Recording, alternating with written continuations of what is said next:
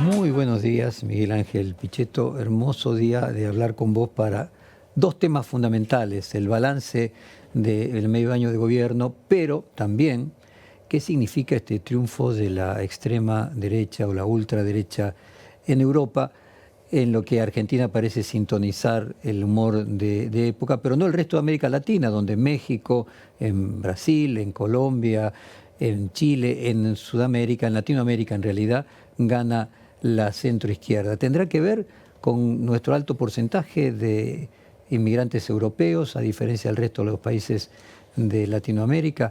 ¿Qué reflexión te genera, Miguel Ángel, el resultado de ayer de las elecciones europeas? Bueno, denota también un proceso de crisis, Jorge.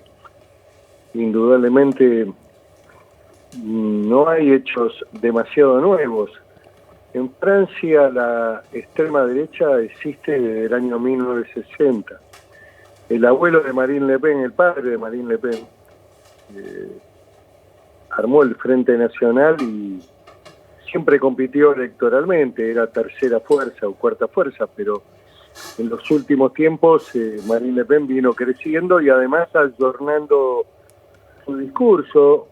Lo mismo Meloni, que si bien viene de la extrema derecha o viene de sectores más duros, en la última etapa también ayornó. Podríamos decir que ganó un centro derecha en Europa, que va a tener mayoría en la Asamblea Parlamentaria de la Comunidad Europea, ¿no? Sin embargo, ha habido en España, por ejemplo, aún a pesar de la caída, digamos, de la imagen de Sánchez, una elección decorosa. Perdió, pero ha sido bastante decorosa. En fin, me parece que es un síntoma local, una, una línea que define claramente un cansancio de la sociedad frente a la democracia y a visiones más de centro-izquierda, digamos, miradas más progresistas. Bueno, son el péndulo de los sistemas democráticos. Y los, Probablemente, Miguel Ángel, probablemente la en algún momento también volverá al centro. Hay reacciones interesantes. La de Macron es una reacción muy interesante. Va a convocar elecciones parlamentarias. Disuelve la Asamblea. Me parece que estaba dentro de lo previsible. Yo no veo mucha sorpresa, Jorge, en la elección de Europa, Miguel Ángel, para ¿viste? la Asamblea Europea. Viste que aquí hay discusión de respecto a que votamos demasiado, que cada 2 años votamos y que no habría que votar cada 2, sino directamente cada 4, ni que hablar las discusiones sobre unas primarias obligatorias y abiertas. En Europa se juntan a las elecciones locales las elecciones europeas, lo que aumenta la cantidad de elecciones, porque aunque sean elecciones continentales, tienen este efecto local como el que acabamos de ver: disolución de la Asamblea, o sea, del Congreso en Francia, directamente en Bélgica. El jefe de gobierno renunció por los malos resultados. En España, aunque no se ha producido, le están pidiendo lo mismo a Sánchez. ¿Te parece mejor, bueno o malo que se vote más? No me parece. A ver, Europa tiene un nivel más elevado en términos de la estructuración de la democracia y, y la organización europea también está consolidada. No lo tenemos esto en Latinoamérica. Ojalá lo tuviéramos. Ojalá hubiéramos tenido un marco mayor de integración y podríamos haber armado algo parecido, especialmente con países de Sudamérica como Brasil, como Perú, Colombia, Argentina, donde podríamos haber armado un foro parecido para afrontar los grandes temas de Sudamérica, el desarrollo, el crecimiento. Pero bueno, no hemos logrado consolidarlo. Tal vez el esfuerzo estuvo puesto en el Mercosur, que no sé, tampoco se consolidó definitivamente con un marco de integración parlamentaria sólida. He mirado con cierta actitud despectiva la estructura de representación del Mercosur. Y es una verdadera lástima porque eh, los problemas nacionales pueden resolverse también en el marco de la integración y del armado de un bloque importante para el comercio, para el crecimiento, ¿no? Europa esto lo tiene resuelto desde la Segunda Guerra. Me parece que después de la Segunda Guerra el camino de la integración europea, de la Comunidad Europea, es muy notoria y hay un crecimiento muy fuerte de la OTAN que avanza hacia el este de una manera, diría, muy intensa, ¿no? Con Finlandia, con el propio debate y la propia guerra de Ucrania está también definiendo un proceso de rearme militar. Alemania por primera vez se puso en marcha la máquina militar alemana que en realidad es un factor y un elemento histórico de desequilibrio en Europa Occidental, ¿no? Y que Rusia mira con mucha preocupación. Miguel Ángel, volvamos ahora entonces a Argentina. Tu balance de los primeros 6 meses, el primer medio año del gobierno de Milei. No es injusto.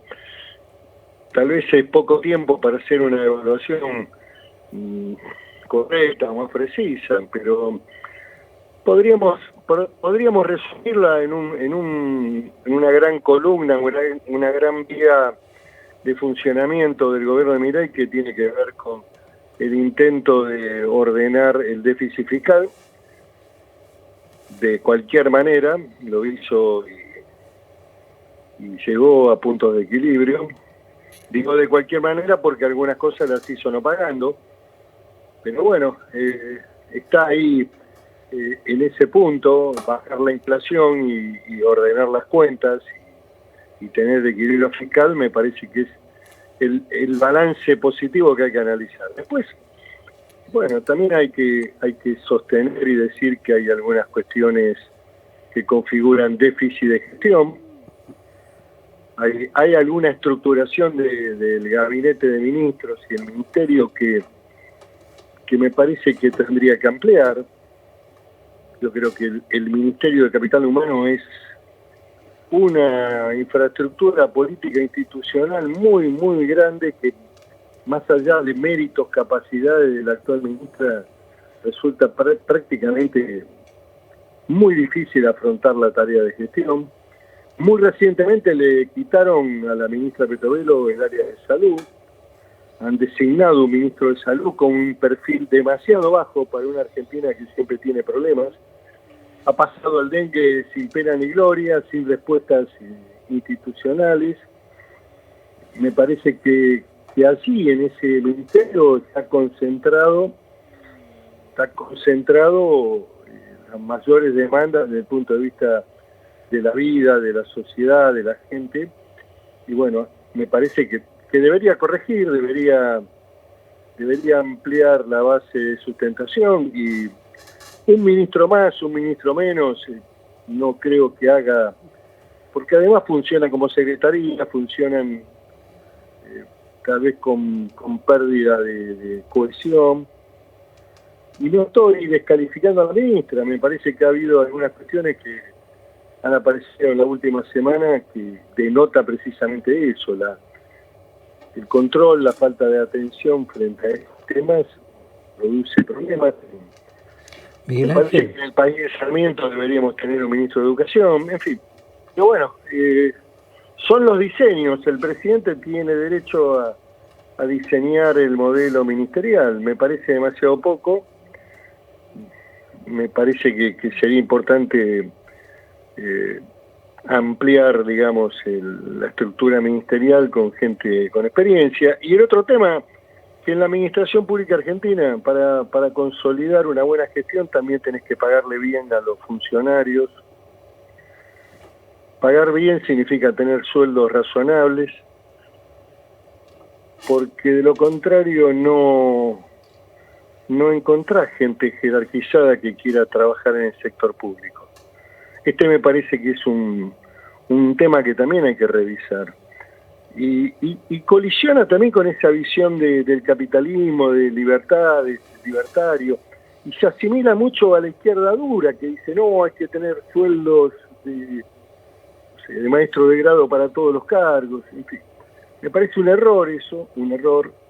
Creo que eso hay que corregirlo. Creo que para tener gestión de gobierno hay que tener buenos funcionarios, y para tener buenos funcionarios hay que pagar salarios razonables.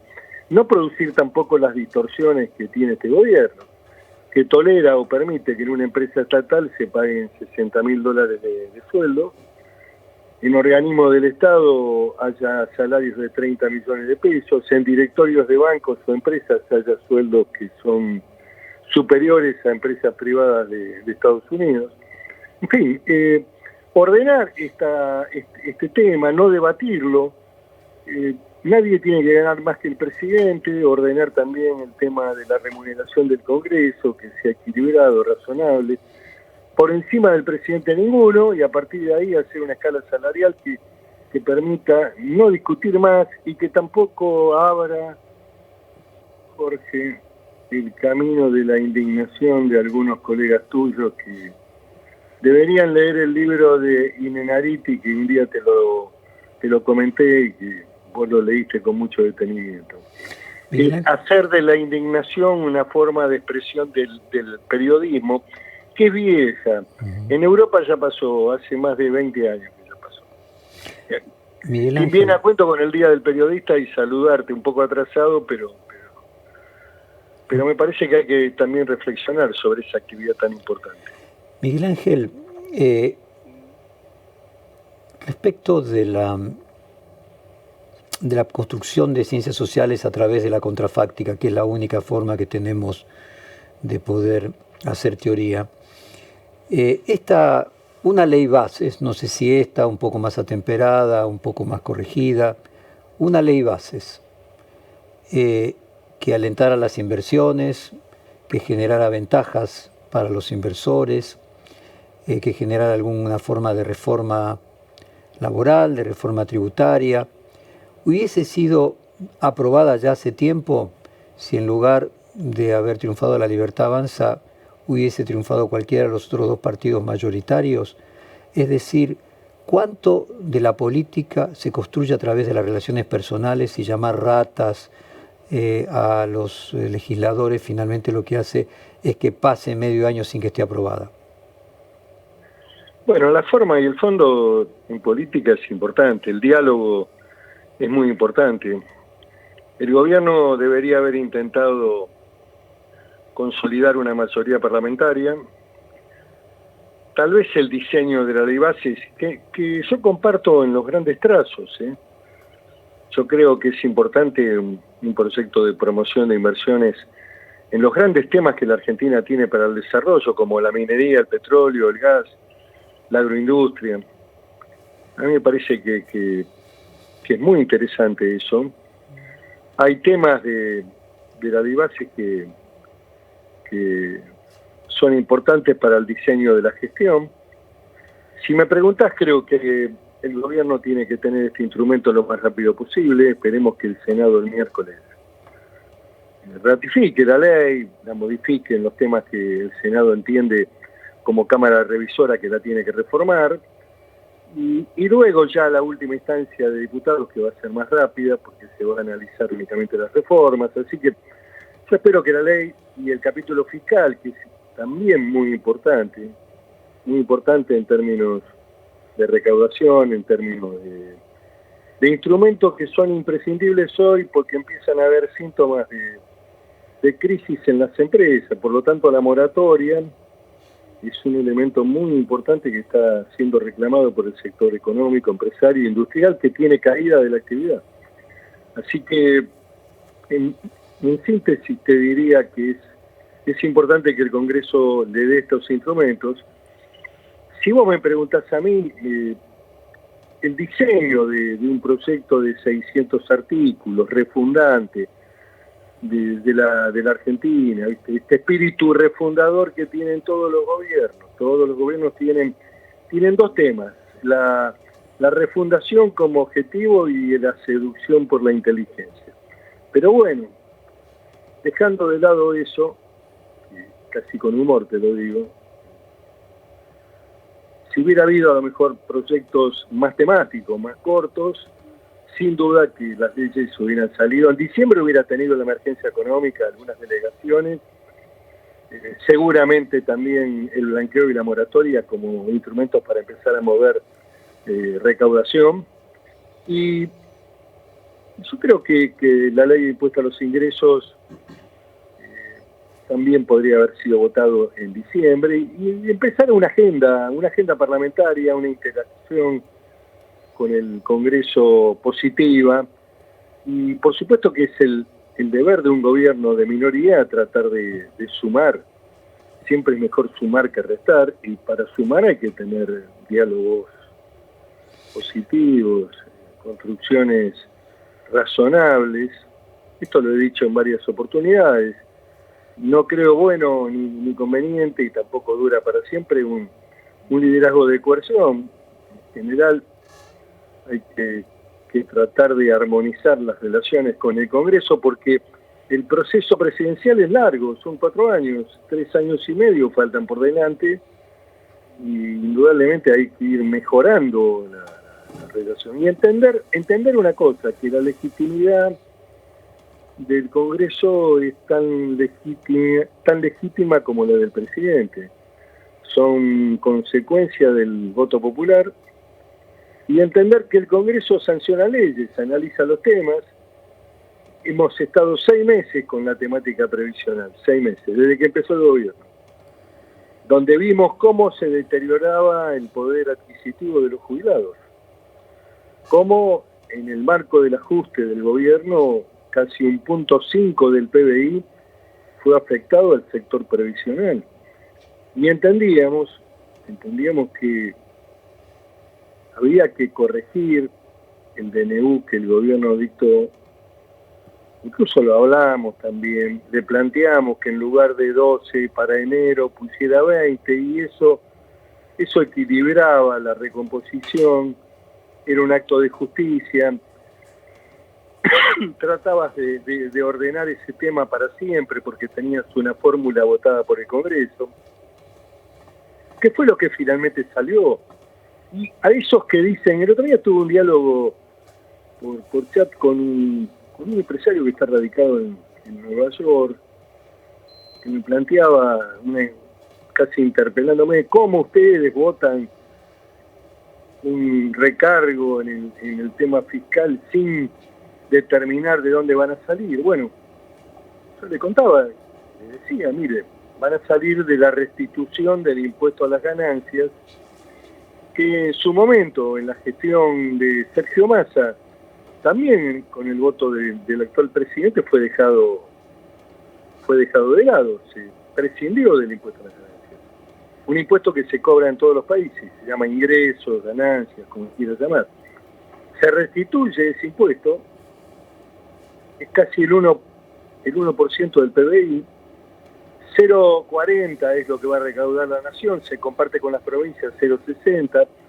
Bueno, ahí está la base para afrontar precisamente los recursos que se requieren para mejorar un poco, razonablemente, el haber de los jubilados, que se ha deteriorado de una manera impresionante en los últimos 2 años, y que hace también a los equilibrios sociales del ajuste, porque, a ver, dentro de un mes, cuando lleguen las tarifas de luz, que se suman a una presión de otros servicios, como el agua. Vos sabés que en la ciudad de Buenos Aires el agua se paga por metro cuadrado, una cosa demencial, inconstitucional. Ahí ya te cobra por metro cuadrado, no te cobra por el consumo en la ciudad de Buenos Aires. Y los montos que están cobrando ya definen que el agua no es un insumo básico humano en la Argentina. Es un servicio muy caro en la Argentina. El agua, la luz, el gas, el ABL que también viene lógicamente como cobro de los municipios, el ARBA, que fue aumentado al 30%, los alimentos y los medicamentos, y no paran, no tienen techo en la Argentina. Bueno, a mí me parece que hay que prever eso y que dentro de un mes y medio, cuando las circunstancias sociales sean más complejas, me parece poco probable o muy difícil que puedan no tener en cuenta este sector tan importante de la Argentina, que ha crecido, yo diría, en exceso también, y que tiene que ver con una política totalmente nefasta del gobierno anterior de resolver la crisis social y la falta de trabajo a través de jubilaciones, con este mecanismo de moratoria. Pero bueno, el sistema está ahora y cuesta ordenar ese tema, pero de todas maneras, una de las cuestiones más grandes del ajuste fue el sector previsional. 1,5 puntos del PBI que Milei ordenó, lo hizo sobre las espaldas de los jubilados. Miguel Ángel, aquí quieren sumar una pregunta a quienes me acompañan en la mesa, Alejandro Gomel y Claudio Mardones. ¿Cómo le va, Pichetto? Buen día. Lo escuchaba atentamente, hablaba de los jubilados, hablaba del sueldo de los funcionarios, de los diputados, de los senadores, también de la cantidad de ministerios que hay o cómo está funcionando. Y me estaba acordando mientras lo escuchaba a una de las últimas declaraciones del presidente, Milei, que él se declara como un topo que viene a destruir el Estado. Es decir, va en consonancia con justamente lo que usted estaba diciendo. ¿Qué le pasa a usted cuando escucha esto? Un presidente que dice que él, como presidente, su función es destruir al Estado. No me pareció... A ver, no me gusta ser de comentarista. Funciono como un sujeto político dentro de un ámbito que es el Congreso. A veces hay que escuchar y también tener paciencia para no estar en la controversia permanente. No comparto eso. Borges también decía, porque además el primer anarquista en la Argentina, el primer anarquista libertario fue Jorge Luis Borges. Él solía reflexionar con ese humor que lo caracterizaba, un humor bastante ácido, de que no merecíamos tener Estado ni gobierno. Bueno, me parece que no, porque si Milei quiere hacer la reconstrucción de la Argentina... Sí, Borges no fue presidente, ¿no? Esa es la diferencia. ¿Cómo? Digo, Borges no fue presidente, ¿no? El tema que el que lo está diciendo, además es presidente. Pero reflexiono sobre una visión que, desde el punto de vista intelectual, Borges era un anarquista, precisamente. Y expresaba visiones también vinculadas con la política. No estoy diciendo que lo hacía desde un lugar público, no, nunca fue representante público Borges, pero me parece que lo defino como una metáfora de lo que no se puede hacer, porque si el intento del gobierno y la propuesta libertaria es reconstruir la Argentina, llevarla a un nivel de lo que fue la Argentina en un momento determinado, una Argentina importante, que era el destino de muchos inmigrantes, el Estado es un factor fundamental. El Estado, la salud pública, la universidad pública, la construcción de un Estado eficiente. No estoy hablando de un Estado grande. El otro día el presidente estuvo en la asunción de Bukele y Bukele reafirmó el sentido del Estado. Está bien, es Salvador, es un país pobre, muy pobre, extremadamente pobre, pero quiero decirte que también la calle, desde el Uruguay, reivindica la gravitación del Estado en términos del desarrollo, del crecimiento. Así que me parece, es una expresión desacertada, no la comparto. Bien. Claudio. Pichetto, ¿qué tal? ¿Cómo le va? Buen día. Claudio Mardones lo saluda. Sí, pero antes de terminar, sí, claro. a veces viene bien leer algún libro y reflexionar sobre algún tema, en el sentido de la visión anárquica, de lo que significa la anarquía o el anarcocapitalismo, una visión libertaria extrema. Me parece que ¿le quiere recomendar algún libro al presidente? Tiene una visión más de centro liberal capitalista, que es lo que expresa. Sí. Es decir, no es tanto lo que dice, hay que mirar más lo que hace como lo que dice, quiere decir, como le decían algún otro presidente. Es un viejo dicho de Néstor Kirchner. Sí. Exactamente. Siempre es importante la historia, siempre la historia. La historia es importante. Incluso la historia comparada de otros países. Está bien. Sí, ¿Algún libro que tenga que recomendarle al presidente a partir de lo que me estaba comentando, no? No soy quien para recomendarle. Está bien. Dale. Hay muchos libros históricos, muchos, pero bueno. En algún momento hablamos de libros. Jorge es el que... Mire, yo respeto mucho a las personas que tienen biblioteca. Bueno. Pichetto, ¿cómo le va? Buen día. Claudio Mardones lo saluda. Diputado, bueno, teniendo en cuenta estas menciones que hace en torno a este paso tan significativo en la Cámara de Diputados que fue esta media sanción a un cambio en la fórmula de movilidad jubilatoria. Se lo pregunto porque, bueno, se pudo cristalizar una articulación opositora que la vez anterior solamente alcanzó para un emplazamiento. Pero este fin de semana, su ex compañero de fórmula, Mauricio Macri, utilizó su cuenta de Twitter precisamente para criticar a quienes votaron esta media sanción. Incluso se preguntó, ¿cómo puede ser que haya una mayoría de dirigentes políticos tan irresponsables como para aprobar el aumento del gasto previsional sin decir cómo lo van a financiar? Obviamente es una crítica destinada a todos esos 162 voluntades, ¿no? Pero entre esas estuvo usted. ¿Qué apreciación tiene respecto de esta expresión del expresidente en este momento previo al debate de la ley bases y en donde, bueno, el tema jubilatorio marca una posición que se esperaba del titular del PRO, pero no públicamente? A ver, tengo un gran respeto por Mauricio Macri, tengo un diálogo de afecto construido, una relación humana. Yo lo que sostengo es que en esto no opino de la misma manera. En el emplazamiento ya habíamos estipulado claramente que había que ir por sectores que no pagan impuestos. Habíamos mencionado Tierra del Fuego, habíamos mencionado el juego online, el juego, como núcleos centrales de injusticia que tienen que ser grabados para mejorar el nivel de recaudación y para también equilibrar el sector previsional. Le habíamos dado a esos instrumentos y le habíamos planteado incluso la redacción de una cláusula que José Luis Esper, como presidente del presupuesto, tomó para que se quedara constancia de la voluntad política de abordar esos temas. Ahora, te vuelvo a repetir, este tema de que no previmos de dónde se va a sacar la plata, de que no había consistencia fiscal en la decisión, bueno, vuelvo a repetir que el impuesto, la restitución en el sistema impositivo del impuesto a las ganancias es aproximadamente el 0,4 del incremento previsional, hace al equilibrio social y al cuidado. Y además también, si lo analizás, hasta el propio fondo viene hablando de este tema, cuidado con el tema de pensiones. Los americanos le llaman a las jubilaciones pensiones.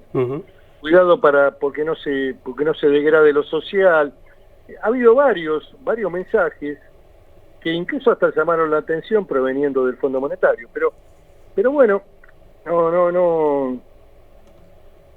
repito, no voy a hacer tampoco una discusión con Mauricio Macri. Él tiene derecho a mirarlo en un plano que es el plano fiscal, a lo mejor, pero el Congreso tiene el deber de sancionar leyes, tiene el deber de trabajar con una agenda social también, con la agenda del gobierno y con la agenda propia, y tratar de, lo mejor que se puede hacer es ir compatibilizando y dialogando y analizando los temas. ¿Sabe por qué se lo pregunto, Pichetto? A mí me parece que Tierra del Fuego, sí, cambian los gobiernos, viene un gobierno peronista de izquierda, 18 años, mañana hay un gobierno liberal, pasado un libertario, pasado va a haber un gobierno de carácter troquista y nunca se toca ese tema. Yo no quiero destruir el régimen de Tierra del Fuego, pero algunos impuestos deben empezar a pagar. El IVA, por ejemplo. Bueno, eso no pierdo de vista, Pichetto, de que eso formó parte de alguna de las propuestas que estuvieron y que incluso su bloque lo planteó. Ahora, en el medio, el expresidente parece plantearlo también como para respaldar al presidente Milei, bueno, que esta semana... La verdad no me interesa esta discusión. Ok. Creo que ¿Usted cree que no es Milei se contra- equivocó con anticipar el veto para una posible sanción de una nueva fórmula?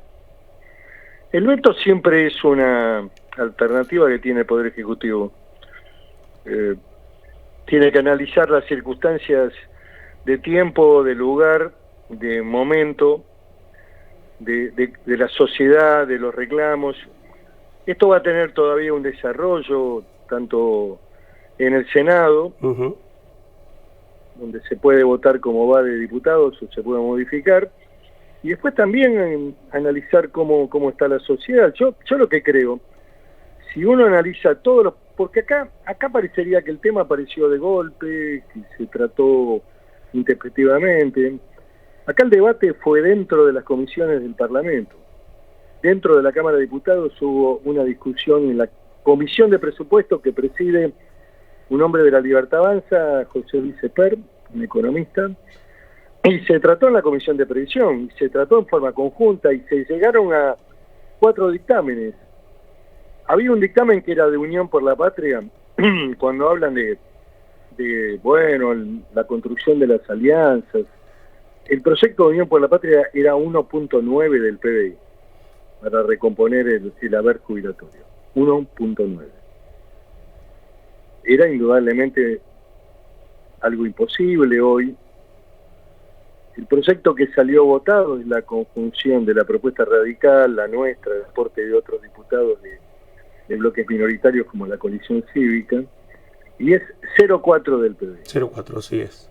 Lo que digo también es que hay que prever que si no se hace algo equilibrado, el DNU es muy frágil y la Corte viene exigiendo a través de fallos reiterados la necesidad de una fórmula previsional que sea razonable, que tenga en cuenta la pérdida por inflación, que tenga en cuenta el nivel de vida, en fin, un conjunto de elementos que la Corte ha sostenido en estos fallos.